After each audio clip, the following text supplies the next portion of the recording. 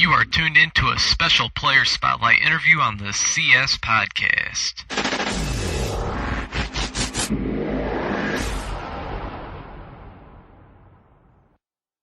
Welcome to another episode of the CS Podcast presented by the NUC NFL Draft Bible, bringing you the names that you need to know first since 2002.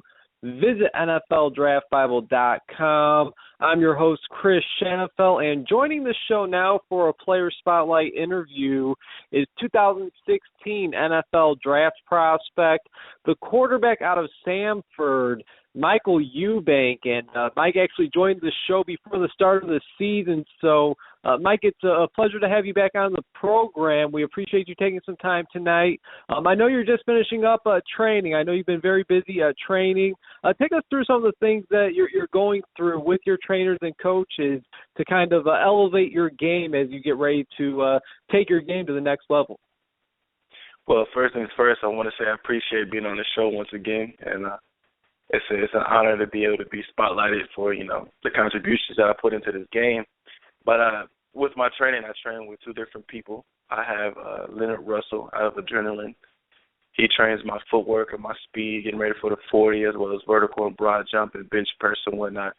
And I also work with Steve Calhoun, who's, among the top 5 quarterback trainers in the country, and I work out with him out in Anaheim, California. So a day like today will be just a day with Leonard, usually twice a day on Tuesdays and Thursdays and Saturdays. I also work out with him Monday, Wednesday, Friday, but Monday, Wednesdays, and Fridays mornings, those are with Steve Calhoun, and I'm out there throwing with some receivers and just working on my footwork and getting my mechanics nice and right. So, yeah. Nice. Yeah, no doubt that you're certainly keeping yourself busy and obviously, doing your best to better yourself as you get set for the next level. And, Mike, for those who don't know, you had a stellar high school football career at Centennial High School in Corona, California. You're a 4-star prospect by both Rivals.com and Scout.com. And you then decided that you would attend Arizona State University. You spent 3 years there, including your redshirt year before transferring to Ford University. I got to ask, how much time did you put into thinking about transferring down to the FCS level, and how did Samford ultimately win you over? Well, of course I didn't want to transfer. That's not something that really, wanted to happen, but it more so transpired after my redshirt sophomore year. I realized that some things weren't exactly going in my favor at Arizona State. The initial plan was that redshirt sophomore year was to go ahead and leave Arizona State that year and go to a junior college and play there and possibly transfer to Utah. That's somewhere that I wanted to go out of high school, and that's somewhere I was thinking about transfer after my junior college year. But I decided to go back for that redshirt sophomore year just to see how things went for me. And of course, it didn't go too well, so my only option left was to go down to an FCS level school. And with my exit meeting with my offense coordinator, Mike Norvell, at the time, he told me that a school named Samford down in Birmingham, Alabama, was very interested in me and highly interested in me, and that their quarterback the previous year put up great numbers, and that the offense was literally the exact same offense, and that the learning curve was not going to be great and wasn't going to be huge. The only thing I needed to learn was the terminology and what they called their plays and their protections, and that it would be the best fit for me, and it would be the best opportunity for me to get on the field as quickly as I could. And as soon as I went down there for my official visit and I got to sit down with Coach Trickett and we went over plays and protections, I could see it was the exact same thing that I had at Arizona State. So I knew that it was a perfect fit for me and that when I got down there I would be able to fit right in and work within the system.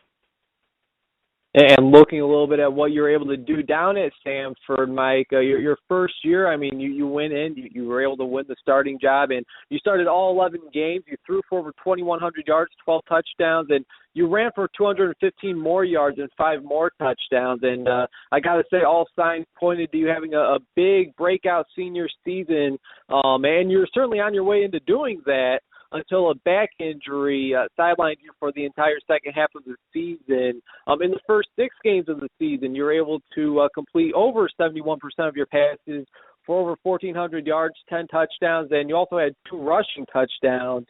I got to ask, when you first suffered that back injury, did you have any idea that it was as serious as it ultimately was, and that your season would, be in serious doubt when that injury first occurred. And, of course, how's the back feeling nowadays, a few months removed from that last college football game that you played in? My back is feeling excellent. I had a procedure done where I had to get they call it a blockage shot. So I had to have a giant syringe put into the back, put into my back to go ahead and ease up some of that pressure and make sure some things went back into place to where they were. But when I first got the injury to my back, I had seen 3 different doctors as well as a chiropractor, and they all told me that it would be okay. They all told me that I was able to play with it. They told me that plenty of NFL players have been able to play with this back injury and that I'll be just fine. So, I took the people's word that went to school for it, and I went ahead and, I continued that season. So when I first suffered the injury, I didn't think it was going to be as bad. But, football is such a rough sport. The more hits you take and the more hits I took that season, it was unfortunate that my senior season had to be, ended with an injury. But it's okay. I'm just blessed, and I thank God every day that it's not worse. And I think that he pulled me out for a specific reason so that I wouldn't jeopardize my back even more, because, one day I want to be able to run and play with my children. So I feel like, it was done for a reason, and I feel like, it's stronger and it's better than it ever was before, and I'm just ready to play.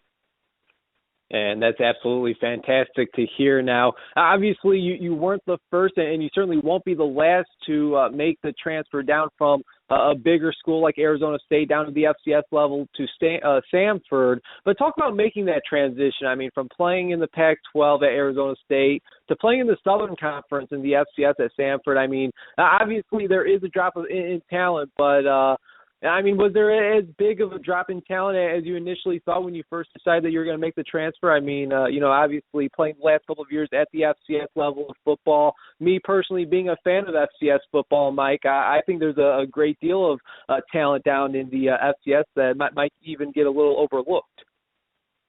I definitely agree with that. There's definitely talent there. I'm not going to lie, when I first came from Arizona State to Samford, I walked in there, some of the guys were huge, some of them were small, and I was like, is this really college football? I was like, this isn't really what I'm used to, and I'm used to playing against the USCs, the UCLAs, the Oregons, those schools like that. So going into, our first game when we played TCU, I was ready. The stage wasn't too big. It was beautiful to be playing in that sort of atmosphere once again, but I can see that on some of my teammates' faces that the stage was bigger than, they're used to. So I could see that. And, I remember I went into the Stillman game, and I went into that game thinking, it's nothing. These cats, they're nothing close to the size or even close to the speed of what I play against. So, it's going to be okay. I'm going to run all over these cats. And I actually got my helmet knocked off. And I was laying on the ground, and when I picked myself up, I had a bit of a revelation with that hit. And my revelation was that even though these people or these men on this certain level, they may not be as big or as fast as the cats on the FBS level, but what I did come to the fact of the matter was that they have more heart. There's more heart on the FCS level because there are a lot more people that have been overlooked all their lives, and there's people that are on that level that have not been able to have the circumstances that some people may have had in their high school careers, and they've been overlooked, so they're all out there playing with a chip on their shoulders, and they have more heart than any of the people that I've ever been accustomed to meet. And I said this when I addressed my team once. I said I played at Arizona State for 3 years. I played with some bad boys like Will Sutton and Vontaze Burfict, but I was like, in all honesty, I've never been in a locker room full of men that had this much heart and this much determination to have themselves be seen and to have themselves be known and have themselves be mattered in the world of football. And I feel like people on the FCS level have a lot more heart and determination and willpower to be something known than a lot of people, on the FBS level. I think a lot of people on the FBS level may take things for granted. I know I did. I took a lot of things for granted. And then when I got to the FCS level, I started to think back on those things. And if I had a second chance at certain attributes or certain avenues, certain connection possibilities that I would love to take advantage of. But I feel like everything happens for a reason. And then God places you, and it's what you get from it. Yeah, no doubt about it. And you know what, talking a little bit about the transition from the FBS to the FCS, I mean, at the end of the day, it sounds like, football is football no matter Right. what level, no matter what division you play at. And you mentioned the heart and the determination. I mean, that right there can take you just, so very far alone, let alone, of course, the talent. Now, for the second year in a row, Mike, the Samford Bulldogs were represented in the Senior Bowl. Of course, last year you had Jacquiski Tart, who was the talk of the country's top All-Star game, and this year James Bradbury, opened some eyes. Obviously, now being from Arizona State, you mentioned some of your former teammates like a Will Sutton, Vontez Burfict. You know what it's like to go up against some of the NFL caliber talent, not only in practice but in games as well. But what was it like having to go up against some of the, two of the better FCS defenders from the last 2 years throughout the week in practice as you're gearing up for games? I mean, you've gone up against, some of these guys that again, like a Vontez Burfict, like a Will Sutton in practice. But how about two of the top FCS defenders over the last couple of years in Bradbury and Tart? Well, going back to Will Sutton and Vontez Burfict, I think going against them made me the tough and fearless leader I am today. Being on the scout team with them, I also went to high school with them. Being on the scout team against them in high school and being on the scout team against them at Arizona State, they used to knock my lights out. They used to hit me hard every single play. So I think going against them made me tough as nails and made me want to stand in the pocket and be able to take those hits. Now, as far as working with with Kwaski and working with Bradbury, those two are exceptional athletes. And I just remember distinctively working with Kwaski. We were working that summer workout, and I threw a seam route, and it was against cover 3, and he picked me off. And instead of showboating, as he was running the other way for the touchdown, he was actually talking to me as he was running. And when he got done, running for a touchdown, he went ahead and came back to me and he said, what you got to understand is that within cover 3, the safety is reading your eyes in the middle of the field. He said, so if you lock in on the receiver, I'm going to go there automatically. And he said, what you should do is you should work with your eyes a little more and try to deceive me. So we had a similar play came up, and I did exactly what he actually coached me to do, and it worked, and we ended up scoring. So I think, playing against Jacquiski, he has such a confusing name. Playing against Jacquiski, he definitely helped my game out a lot more. You can see what he's doing on the level that he's at. So just take advice from that man. It's awesome. Now, when we get to Bradbury, my boy Blue, he's a more quiet person. He's soft-spoken, doesn't really talk a lot. But I get to see within his game, it's just a lot of respect. He may not say much to you or may not say much to the defender as far as trash talking goes, but he gets in the head of the defender by always having great technique, always being where he needs to be. His long arms, he just has a great advantage. So with him, it really worked on where I needed to put the ball because his range is so, long and so unique that if you didn't put it in a specific spot, he was going to either tip it or take it to the house because he has exceptional hands. So working against him helped me be able to develop better skill at ball placement, just making sure that the ball isn't in reach of a defender like him. Because when you get to the NFL, majority of the corners now in this day and age are built like him, long arm, fast, skinny, and they're able to run really fast, and they're able to have great hips and great ball skills. And just working against him helped me be able to place the ball in different areas. Yeah, well, another one of those athletic freaks like you mentioned. And, teammates aside, I mean, we've already covered, Will Sutton, Vontez Burfict, James Bradbury, Jacquiski Tart.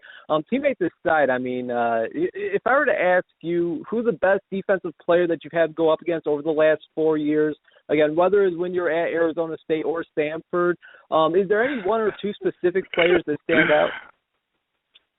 I would have to honestly say the best defensive player I've gone against that I've known personally on my team would have to be Vontez. Yeah, I would have to give it to Vontez Burfict because he's deceptively smart, and he knows where to be. He knows how to get there. And not only does he know where to be, he knows how to get there, he also knows where you're going to be. And he can see at the snap of the ball how you're going to get there. And he's always in the right place at the right time. And he gets into your head. The way he talks, what he talks about and how he talks about it. And even his after play, extracurricular activity that he does that's not legal, but he has a way of just getting to you and breaking you down from the inside. So I have to say the best is Montez. All right, and we obviously see his game translate very well to the National Football League with the Cincinnati Bengals. Now, I got to say, I've never heard anybody say somebody was deceptively smart, so that's a first, and I really like that. Again, he's 2016 NFL draft prospect Michael Eubank, the 6'5", 250-pound quarterback out of Samford, joining me here on the CS podcast presented by the NEC NFL Draft Bible, bringing you the names that you need to know first since 2002. Visit NFLDraftBible.com. And Mike, I touched a little bit on the Senior Bowl. A couple of your teammates were able to play in the nation's top All-Star game. Speaking of college football All-Star games, I know that you were recently invited and participated in the College Gridiron Showcase down in Texas a few weeks ago. Talk about that experience if you can. What it was like to kind of showcase your talent in front of all 32 NFL teams. It was a great experience. It was great to be able to be acknowledged by NFL scouts and be NFL coaches, and you'll be surprised on who knows who you are. It was just an absolute blessing being able to go down there. I was not only able to showcase my talents, but also to showcase my weaknesses. And the reason why I say that I was able to showcase my weaknesses was that, certain scouts can see there and see where you lack, and they can tell your agent where you lack, and those are things that you can work on. Because everybody wants to work on what they're good at. Everybody wants to work on the things that, make them the best. But why not work on the things that make you the worst? So that when you enhance those things that don't make you, click as well, don't make you look as clean, that coaches can also see that you're very coachable, that you will work hard, and that you will also listen to their advice. So, I just think that it was a blessing that I was able to go show my strength as well as my weaknesses. Well, and let's carry on right there. I mean, what were some of the things that you wanted to show off in front of these scouts, and what were some of the questions that or some of the things the scouts were questioning about your game that you found out afterwards that you're now working on nowadays? Well, the things that I wanted to show, the stigmas that were against me was my mechanics weren't that clean and my feet weren't that clean. That the ball didn't spin too nice out my hands. So when I got down to the things I wanted to show, that my footwork had been cleaned up, that my mechanics were a lot more crisper than what they were before, and all my passes, that they were pinpoint, they could be spirals. Going down to that All-Star game, that was actually my first time ever in my entire life taking snaps under center during a live practice or whatnot. So the three main things that the scout said I need to work on was getting depth in my drop from the pocket, being able to stand within the pocket and not leaving too soon, and also being able to throw wide receivers open. Now, those are three things that as soon as they were told to me, I would never forget them. I can't forget them, and I'm going to need to be able to always remember them when I'm working out. So that those are things that I consistently work on, because when those same scouts, because it was in the southeastern region, so those are going to be the same scouts that are going to be at my pro day. And I want those same scouts to be able to see that, okay, these were the list of things that we had right on him. These are the list of things we had wrong on them. So when they see that I've been working on the things, those three major things that they said that I did not showcase well, so when they're able to see those things, they can sit there and be like, okay, well, he listens to coaching, and that's something that we can definitely utilize, the man that wants to be coached, the man that's willing to be coached. And they can see that I work very hard, and I took a great consideration of what they said.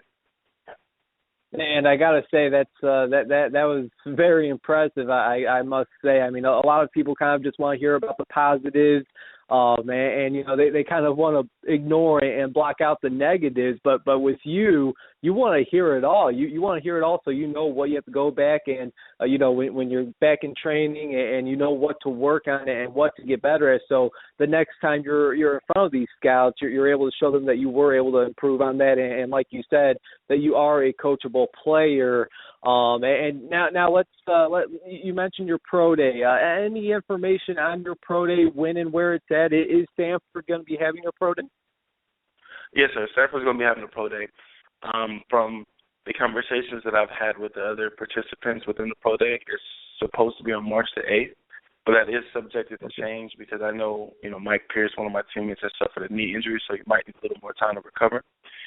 But as of what's been told to me, it's supposed to be March 8th at Samford University.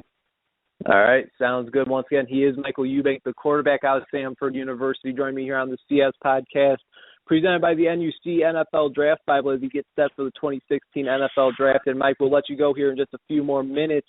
I do want to ask you, though, what was it like, the whole agent process? I know that could be a process that probably brings you back to the decision of having to choose a college to attend coming out of high school. I mean, you got all these guys reaching out to you that are very interested in you. I got to think it's a very interesting process, probably a very grueling process to some.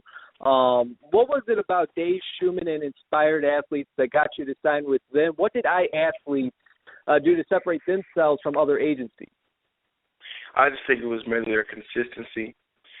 Being from a small Division I, AA school, coming from the FBS level from Arizona State, there were a lot of people that had a lot of doubts, wanted to know why you changed, why you switched, why you did this, why you did that. And also with my back injury, there was a lot of people in the beginning of the season when I was putting up my 300-yard games and getting players that, the week, there was a lot of interest and a lot of agents wanting to show their interest in me. And I told all of them, I said, as of right now, I'm going to just go ahead and play out the season. And the reason why I did that is because I wanted to be able to see who will be more consistent throughout the season and also see who would drop off and who will become too aggressive. And I believe that Dave Schumann did an excellent job in being consistent and understanding, that I wanted to focus on where I was at currently. And he was very, encouraging during the whole process, and he was very encouraging when I hurt my back. And also his relationship with my quarterback, trainer, Steve Calhoun. Steve Calhoun is an excellent quarterback trainer. He took my completion rating from 50% to 70%. So wherever I signed with as an agency, I was going to be in California because I was going to be working with him. And I believe that his relationship with Steve, they had a 10-year relationship prior. And I believe that just their relationship definitely signified, where I wanted to go. And, the packages that he set up for me to be able to, thrive and be able to train without any stipulations and without any stress, I think it's definitely been something that's been beneficial. And again, it certainly sounds as if you put a lot of thought into that decision. And as of right now, it looks like everything is working out perfectly.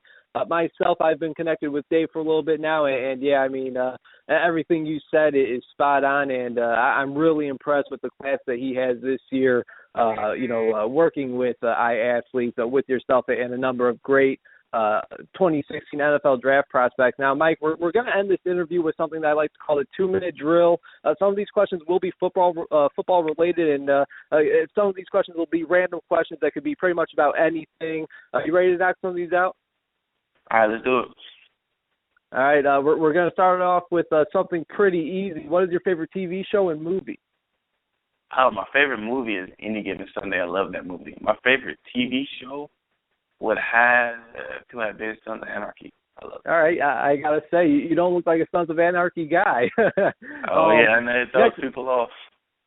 Hey, it's a great show, no doubt about it. Who would you say you model your game after? Again, I mean, you got great size for a quarterback. Obviously, you have the ability to scramble around the pocket, make plays, and keep plays alive. I'm curious to hear your answer to this. Well, it's pretty ironic. I look up to two quarterbacks, and they just happen to have playing each other in the Super Bowl. I look up to Peyton Manning for his knowledge of the game and his preparation, and look up to Cam Newton just for his natural physical abilities. Yeah, and obviously, again, two of the top quarterbacks. I would say Cam Newton has a pretty nice future ahead of him. Obviously, again, like you said, playing in the Super Bowl, and we already know what Peyton Manning was able to do throughout his career, which leads me to my next question. Now that we know the two teams that will be playing in Super Bowl 50, I have to get a prediction, man. Broncos or Panthers? Oh, man. It's just I'm torn right down the middle. But I have to go with my man Cam. It would be a story-ending season, a story-ending career for the Sheriff, for that man Peyton Manning. But I gotta go with my boy Cam Newton. I think he might do it. All right, I'm also going with the Panthers in a close game. In the end, I'm just asking for a good game. And that makes 6-1 Panthers over the Broncos so far with these prospect interviews. Panthers again ahead 6-1 over the Broncos. Only one person has picked the Broncos, which kind of surprises me. Next question, let's say you had a round-trip plane ticket to travel anywhere you wanted. Where you headed? Ooh, round-trip plane ticket. I think that I would want to go to that's a hard decision. I really want to go to somewhere tropical, either Maui or the Bahamas or, somewhere like that. I think I would probably go to Bahamas. There we go. Okay. That's my final answer. All right. Now Hawaii isn't the Bahamas, not necessarily, but I'll say it's pretty close enough, and I could see a trip to Hawaii, maybe the Pro Bowl, in your future. I could see it. Let's say you can throw a touchdown to any wide receiver currently playing in the NFL or has played in the NFL in the past. Who would that be? Oh my goodness. I think that I would. Man, can I answer? Can I say two people? All right, you could. Yeah, okay. I think I would want to throw one to Terrell Owens, just because I like, the passion that he's had for the game. Even though he may not have been the best person to work out with in the locker room, I think just throwing a touchdown pass to him would just be awesome. And I also would love to throw one to Odell Beckham just so I could dance with him after. So, okay. Awesome. All right. Sounds good. All right. Now finish the sentence. If it wasn't for football, I wouldn't be able to be a blessing to so many young men. All right. Nice and simple. I like it. Now, final questions for you. Let's say we got all 32 NFL general managers tuned in and listening to this very interview. Why should they want the quarterback out of Samford University, formerly of Arizona State, Michael Eubank, a part of their team? They would want me because I'm a very hard worker, determined person. I'm a leader, and leadership comes naturally. I'm not so much a leader vocally, but I'm a leader with my actions. I believe that a leader is a person that gets down and rolls up his sleeves and works with those, and a dictator is a person that just tells somebody what to do. I'm a very headstrong individual. I'm very determined. I've been deteriorated. I've been doubted. I've been shut down, and I still keep fighting to climb this mountain. And I think that you can see that during the duration of the season, that when it gets to week 17, grueling in the season, we're all hurt, then I'm going to be that person that my teammates can come on my back, and I'm going to make sure that we get up that mountain together. So I think I'm somebody that eventually veterans will look up to. I know my rookie season is not going to be the exact season that they're going to want to listen to me because I have to go and improve myself. And I don't mind proving myself to them, and I don't mind proving myself to the organization. But I believe that they're going to get a very headstrong, determined, fearless, and heart-filled leader if they come get the quarterback from good old Samford University. Hey, well said. And, Mike, as I said, that's my final question for you. I really do appreciate you taking some time this evening. And, congratulations on all the success that's going to be headed your way. And certainly wishing all the best as you continue to gear up and get ready for the 2016 NFL Draft, man. Yes, sir. Thank you, man. I appreciate it. I'm blessed to be here. Have a blessed evening.